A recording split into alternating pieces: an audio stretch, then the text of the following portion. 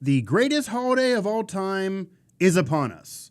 That's right, Thanksgiving is the GOAT of all holidays, and it needs to be fully appreciated. Too many of you out there are skipping from Halloween to Christmas, throwing up your tree, throwing up your lights, playing Christmas music, and treating Thanksgiving as it's just another dinner. Well, that is where you're wrong.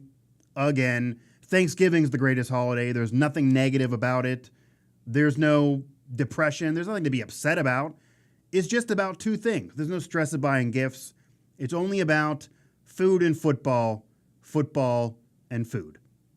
What's not to love? But if you must get into the holiday spirit of Christmas while you're celebrating Thanksgiving, while you're appreciating Thanksgiving like I do, then here. Christmas ornament for you there. Thanksgiving spread on the Christmas ornament. There's some green bean casserole, one of my favorites. Turkey, the whole works there. Maybe mashed potatoes, maybe macaroni and cheese. I'm not sure what that is there in the top right-hand corner. But regardless,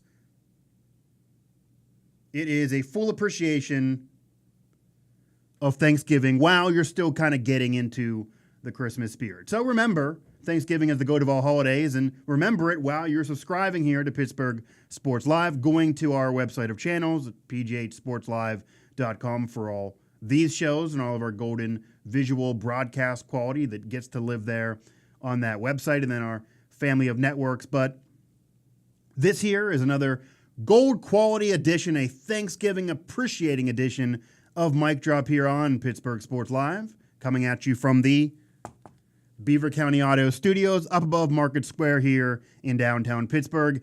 I am your host, Mike Asti, and while I'm appreciating all that is Thanksgiving, as it is the GOAT of all holidays, I am also keeping in mind, and I am realizing now, and you guys should too, that Mike Tomlin deserves consideration for Coach of the Year. That's right. Mike Tomlin deserves consideration, deserves votes, deserves to be in the running for Coach of the Year. Now, it's going to obviously be an unpopular statement with many of you. Some may understand, but going to be unpopular with many of you because the loud Yinzer, maybe minority, has this hatred of Mike Tomlin. At least the continuing of it does. And I know some personally, there's even some in the media that feels Mike Tomlin has underachieved with all his talent that has been around him, that while he won a championship almost a decade ago, that it's been a while since then. And yes, the Patriots dynasty has continued to churn, but he hasn't been able to get over that hump, which is maybe what he's getting paid for. And there's been some questionable calls and clock management, even going back to the victory over Jacksonville. We had to discuss this at the press conference this week. That was one of the questions of what were you doing with your timeout thinking? Why didn't you use a timeout before the 2-minute warning and just kind of waste 40 seconds? What was your thought process on the giving up the fourth down and forcing him into third and long, even though that did work out? And maybe him knowing, and his answer was, he knew what he was getting with Jacksonville and Blake Bortles, so he wanted to get better field position, wanted to throw him back. He knew it was going to be a run on third and long because they wanted to avoid third and longs all day. So there is plenty to criticize Mike Tomlin about, maybe throughout games in the past. He's not been a perfect coach, but he's put together a Hall of Fame caliber resume, which even his haters really can't deny. I mean, he's won a championship. He's been to 2 Super Bowls. He's been one of the most successful coaches in the league over a decade plus during his tenure with the Pittsburgh Steelers. Wow. Bill Belichick has been the guy who's really only been more successful than him, even though he's obviously had Mike Tomlin's number. But think of this year individually, and then you'll understand why Mike Tomlin definitely deserves Coach of the Year consideration, because it is just about this year, or it should be. Look at this. Here's a stat for you right now. My man Bert there, the head of communications department, one of the nicest guys you're going to find heading up any communications department in all of pro sports, really, or at least who I've dealt with. Head coach Mike Tomlin has guided the Steelers to 6 straight victories in 2018. This marks the 3rd consecutive year the team has a winning streak of at least 6 games, 7 to end 2016, so obviously 8 to end 2017 regular season. 6 games in a row he's won. He has the Steelers up above the AFC North yet again. Looks like they're probably going to run away with the AFC North. They did lose once to Baltimore earlier in the year, but they also beat the Ravens. You have the tie to the Browns, but then able to beat them. Cincinnati is a middle-of-the-road team that hasn't figured themselves out yet. And head and shoulders, the Steelers are the best team in this division. And it is a little weaker than in years past, but still, they're going to win a division again. They're going to be one of the top 3 seeds in the conference again. It's been consistent work for Tomlin. 13 wins a season ago. Yes, losing in the second round of the playoffs, but Coach of the Year is a regular season award. Remember that. It's a regular season award. It's not about the postseason. So if that's all you come at me with, he hasn't won a championship in 10 years. Coach of the Year is about the regular season. His regular seasons have certainly been successful. As you look at it there, 6 wins in a row again this year. He's done that countless times again. Here's the stat there for you. 6 victories in 2018. This marks the 3rd consecutive year he's done that. And another win would bring him 7 in a row there, going back to what he did in 2016. And 2 more gets him to where he was just a season ago. Mike Tomlin deserves Coach of the Year consideration because not only has he won, not only has he a team that's going to win a division yet again, not only will he lead his team to the playoffs yet again, and yes, there's talent around him he's having to work with, but every team who wins has talent. You're going to have that in order to win. It's a players' league, really, even though the coaches can have importance or mess things up, potentially. But Mike Tomlin has been able to get the most out of his defense because this defense, beginning of the season, was one of the worst in the league, was continually struggling in that game against Cleveland, the game against Kansas City, looking awful. Weaknesses all around. It did a show back then about how they didn't fix anything on defense, and instead of drafting a young quarterback in the 3rd round, you're in win now mode. You're not in win to the future mode. You're not building right now. You want to win now until Ben retires, and the defense, replacing Segier, something in the secondary, more important than worrying about the 3rd round being for a backup quarterback.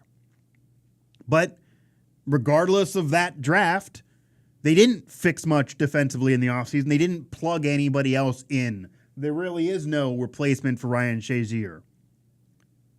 And yet, he's been able to get the most out of this defense, and it's played better throughout the season. Steelers teams always do play better throughout the season before you get to the playoffs. It's a long grind in the NFL regular season. Tomlin knows it better than anybody, and there's the body of work. 3rd straight year with 6+ wins in a row, knowing that he gets his team to play better as the season progresses, namely the defense. If this defense didn't improve, this team would be dead in the water.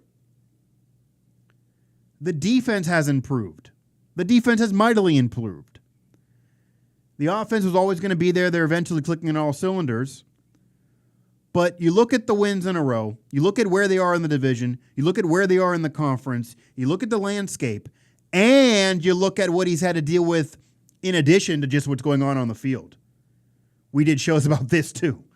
Everybody knows it. This is a banging on a drum here that's dead and gone now, and I wrapped it up last week with multiple hot takes and episodes here for Pittsburgh Sports Live. But Le'Veon Bell, that whole drama of the year.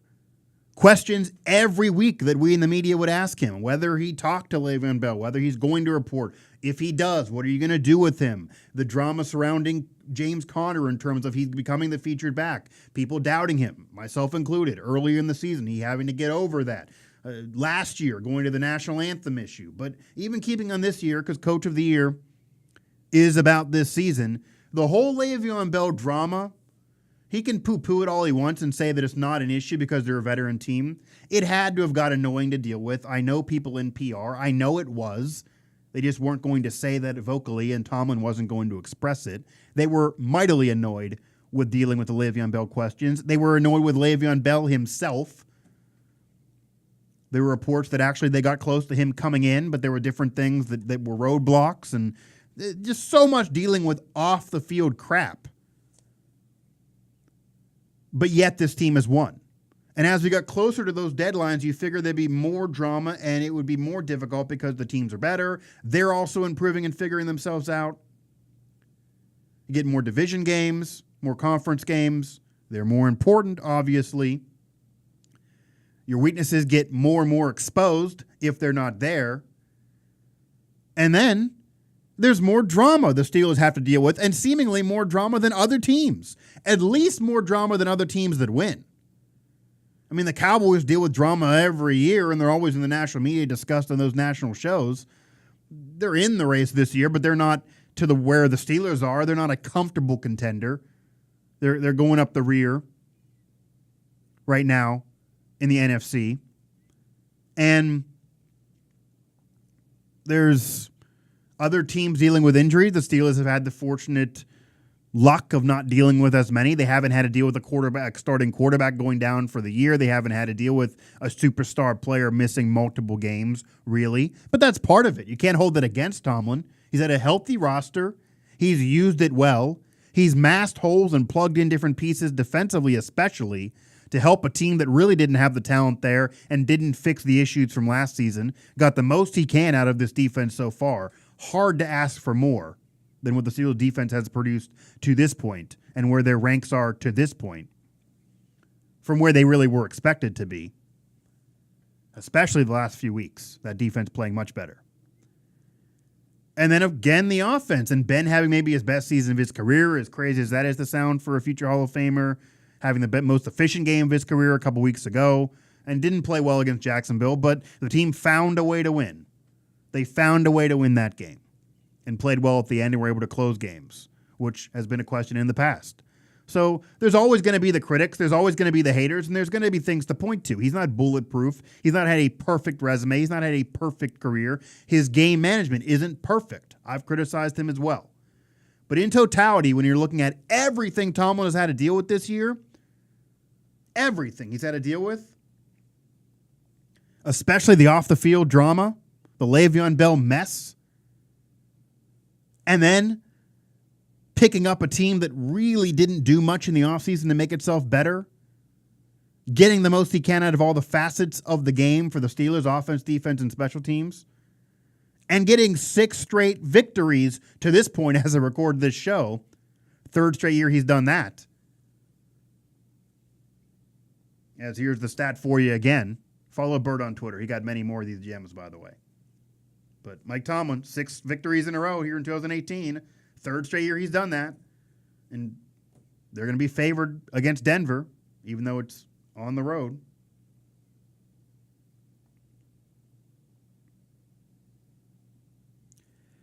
Mike Tomlin absolutely deserves consideration for Coach of the Year. Now, I'm not saying he'll win it or should win it, because you look down the line, Andy Reid, what he's doing there with Kansas City, 9-2, with Patrick Mahomes out of nowhere becoming an MVP candidate when he hadn't even been a full-fledged starter before the season.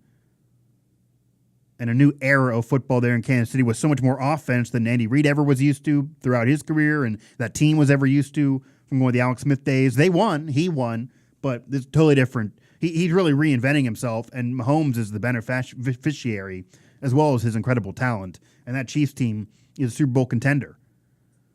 Their opponent in that incredible Monday Night Football game that some are calling the greatest game ever played, obviously that's a bit much to say, but it was one of the most entertaining games I've ever seen. I'll say that. And that's a game where both teams scored over 50 points, the first time in NFL history both teams scored over 50 points, and yet there were still defensive highlights in that game. Aaron Donald, the Pitt product, number 1 for the Pitt fans here. But Andy Reid is a candidate. Sean McVay is a candidate for what he's doing there with the 10-1 Rams. And Jared Goff and Todd Gurley. Multiple MVP candidates, a lot of talent there, but making up for some issues defensively despite the superstars like Aaron Donald, etc. And 10-1, hard to ignore that. Jay Gruden, I'm going to say Jay Gruden, down there in D.C. with the Redskins in terms of a 6-4 team that is leading a division right now, even though they're probably not going to hang on because they lose their starting quarterback. And it goes from Alex Smith's season down there in D.C. with the Redskins to Colt McCoy season. I don't know. Veteran, done it in college, but leading a team to the promised land, I doubt it's happening in the NFL for him. But they've also brought in Mark Sanchez. So you never know. Maybe Mark Sanchez season. Hold on to your butts. Jay Gruden's a candidate for what he's had to deal with there, and that talent is not the same as the other teams I mentioned. And even Anthony Lynn with the Los Angeles Chargers, another LA guy, 7-3 for that Charger team. Many people didn't expect that or for them to do this. Philip Rivers having one of the better years of his career, and people probably don't even know who Anthony Lynn is, but he's the head coach of the Chargers, and they're 7-3, and he's also a Coach of the Year candidate for me. But Mike Tomlin got to get votes. Got to get votes. Got to be in the conversation. They're valid conversations from what he had to deal with and from where this team was beginning of the year, where he's brought this team to now, yet again, his consistent success, at least in the regular season, and picking up the defense. All those, and the Bell drama included, all of those lead you to Mike Tomlin being at least in consideration for Coach of the Year. And if we continue, maybe he should win the award. Maybe I'll bring you back with one of those shows in a few weeks, depending on where we are. But certainly in consideration. And it's not a laughing matter. It's true. He definitely deserves it. Now, moving on. Mike Tomlin deserves consideration for Coach of the Year. And the Steelers are playing really, really well. And the Steelers are getting off the critics now. They're leading a division. They're going to be a playoff team again. They kind of got off the snide. Pittsburgh media has kind of left them alone a little bit, especially since Le'Veon Bell's not going to be there. We know that's over. And we'll wait to the offseason to maybe have that drama erupt again.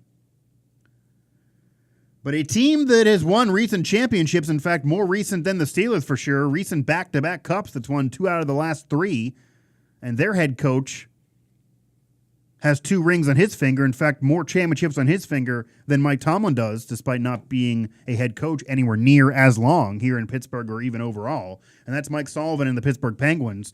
But they're now the team that's going to face the ire of the Pittsburgh media, of the fans.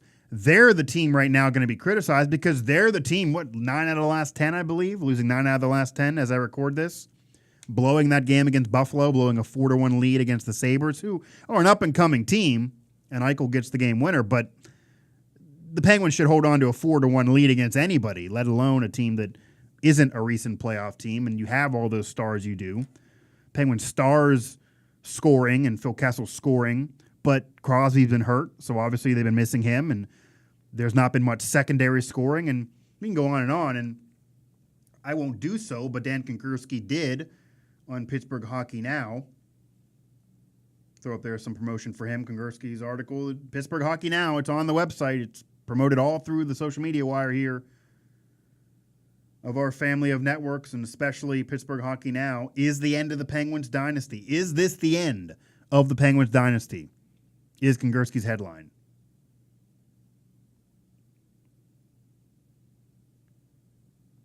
It's a valid question.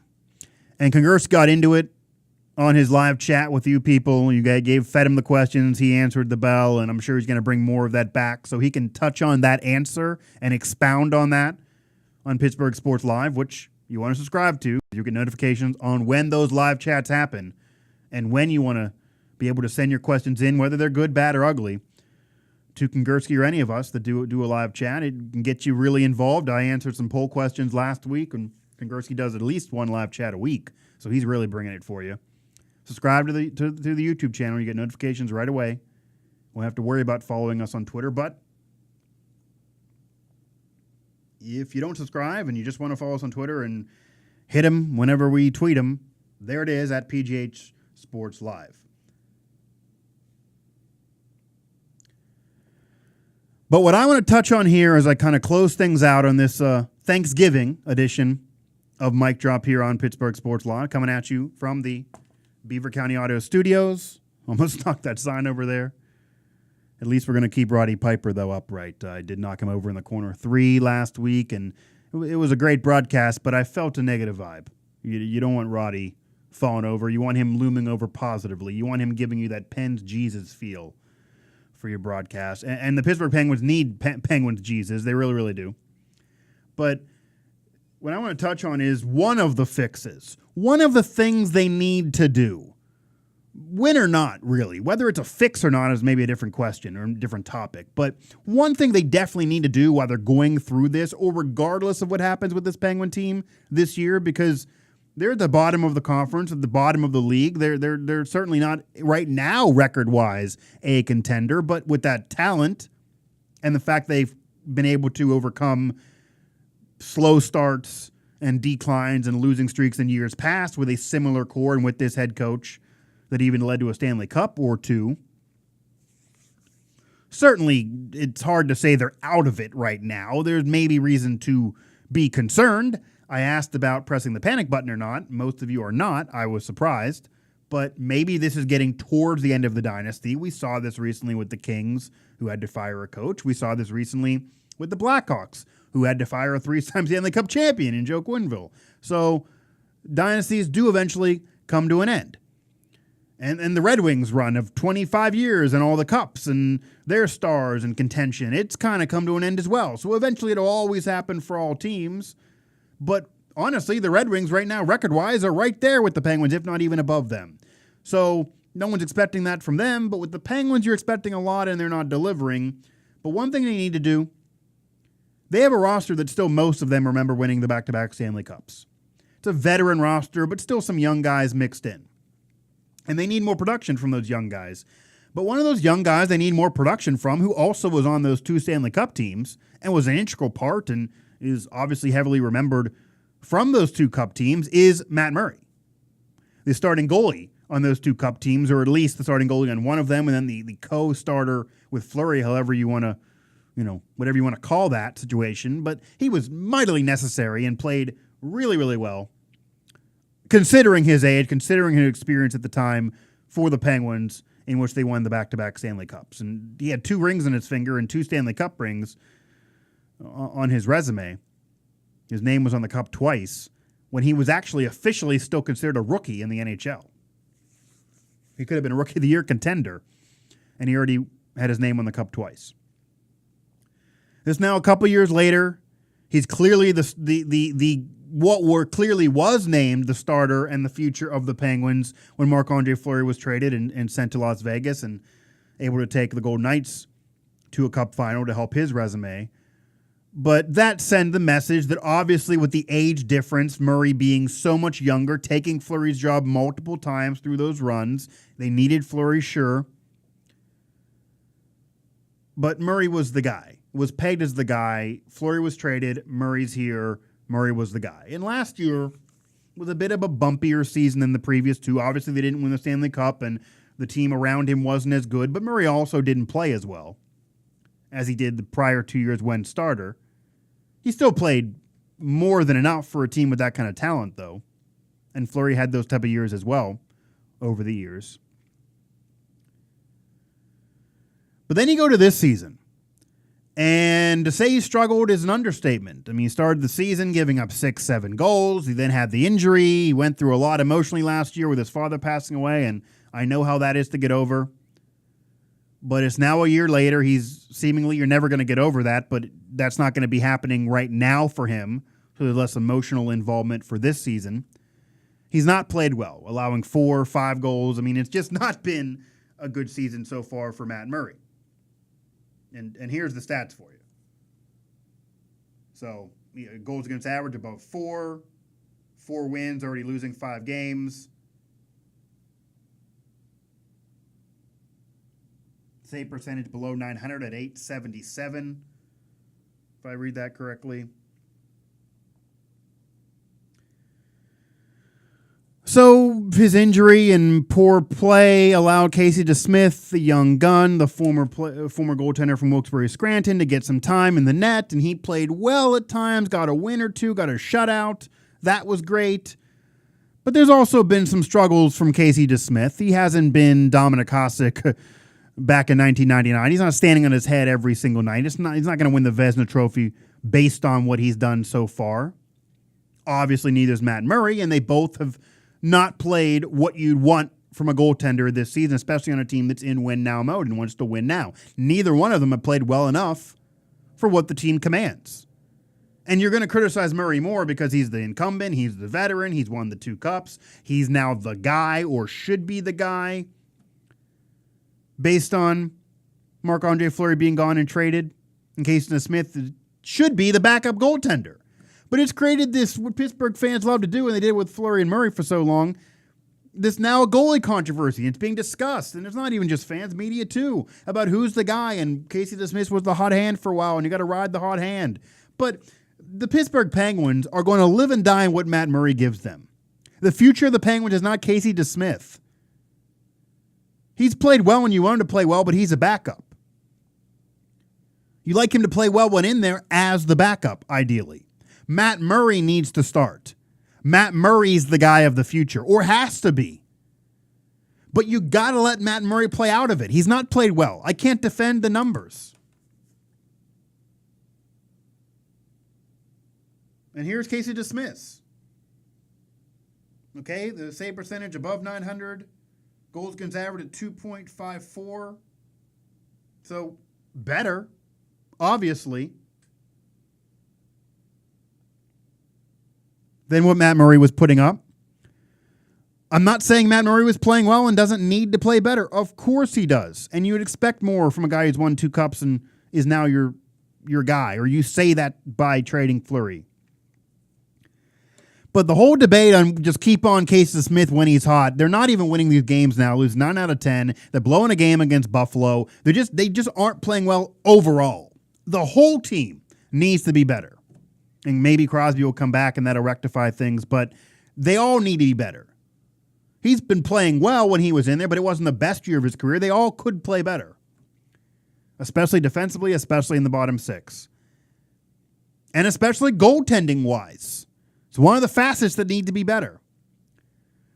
But one thing you got to do while you're trying to get better and get back in the race, if DeSmith and Murray are both struggling, and neither one of them is giving you that much in these games, and you're losing, most importantly, if you're losing most of these games recently, then instead of saying that between DeSmith and Murray, DeSmith has played better, so you got to ride the better guy and play him, just give it to Murray.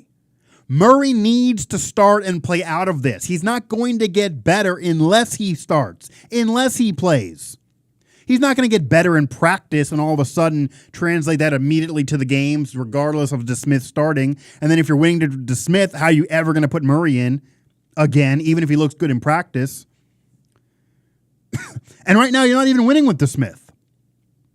You're blowing games regardless of who's the starter. So if you're not winning with anybody in net right now and you're just losing all the time and you're on a losing skid and Crosby's tough watching the Pens even play it because he sees them losing and they're finding new ways to lose and different ways to lose. You can find all those sound bites on Pittsburgh Sports Live and Pittsburgh Hockey Now. Then play Murray. Murray's your future. Murray's the guy you traded Fleury for to keep. Murray's won you 2 Stanley Cups or helped you win. Murray is still the young gun that most teams would love to have. And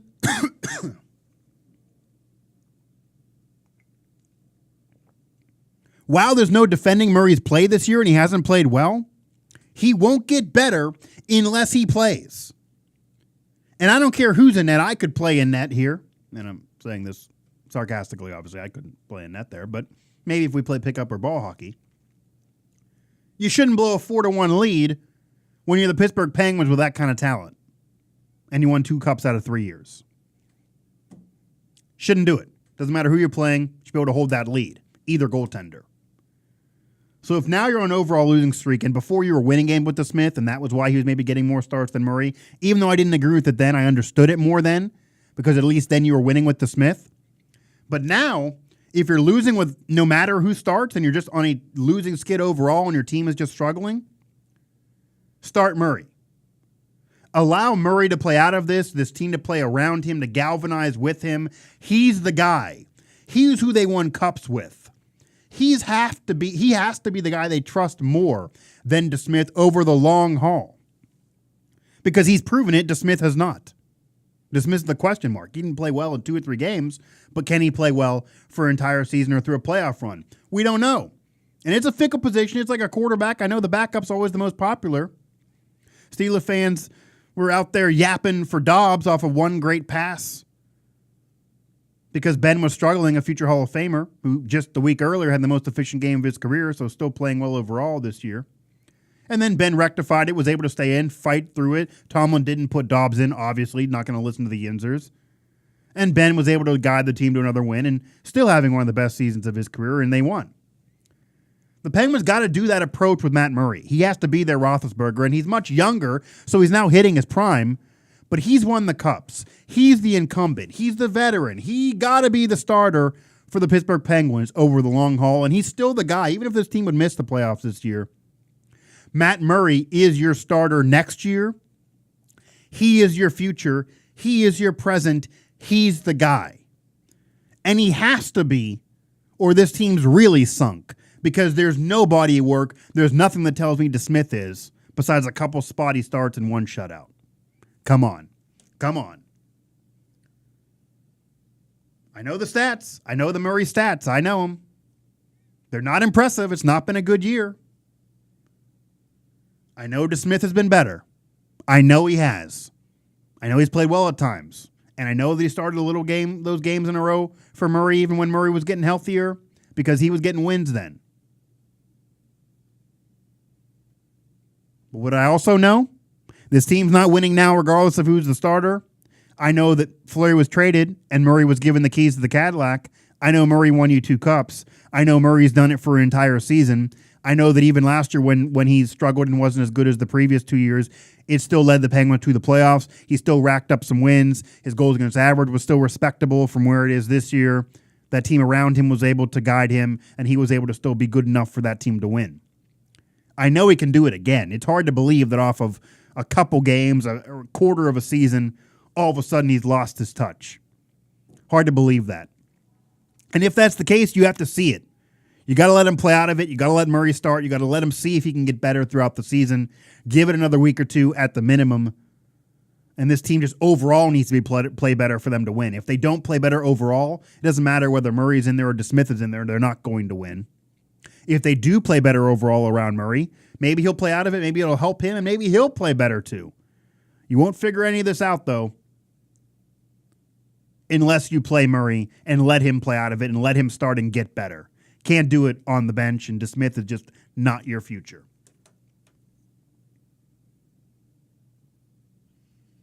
Don't need that one there. Pirates do have a hot stove show, though. Pirates hot stove show. No Ohio's. I'll give them promotion there on my slipperoo there, the accident of throwing up the graphics. So show is probably going to happen every other week right now, maybe even once a month based on the off season and whether there's news. Did a show there because there was some Pirates news.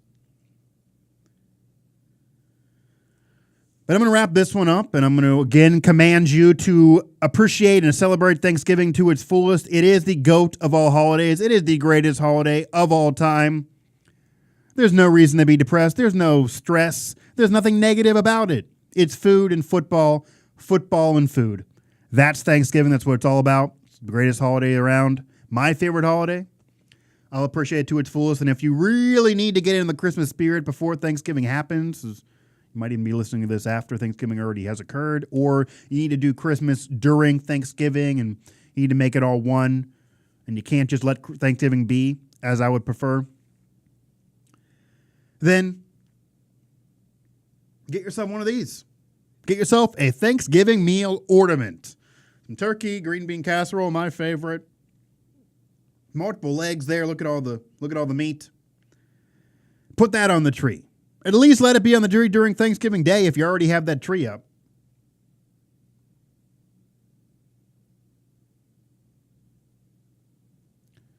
And then you'll be able to appreciate Thanksgiving to its fullest. It's a compromise for you. How about that? I'm all about making compromises. But Thanksgiving is the greatest holiday of all time. Undisputed greatest holiday of all time. Mike Tomlin deserves Coach of the Year consideration. Yes, I said it. Sorry to the haters. Look at the body of work. Look at the season. Look at the win streak. Look where they are in the division and the conference. And look at what he's had to deal with. And Matt Murray needs to start for the Penguins. Everybody needs to play better for this team to win, not just the goaltenders. He's not played well, but he needs to be able to play out of it and improve himself. And the only way you can get the old Matt Murray, the guy who helped you win 2 Stanley Cups, and the guy that we have proof can do it with this team, unlike, say, DeSmith, is letting Murray start and playing out of it. Playing DeSmith, who also is losing games, even when he was playing better, isn't going to help you. DeSmith is the backup. Murray's the starter. The Pens, you figure we'll pick it up with that kind of talent. But either way, you got to see what you have with Murray. He's your guy and was your guy when you traded Fleury. So you got to let Murray start now. DeSmith is just not your future. He's the backup. Murray's the starter. It's the only way to do it.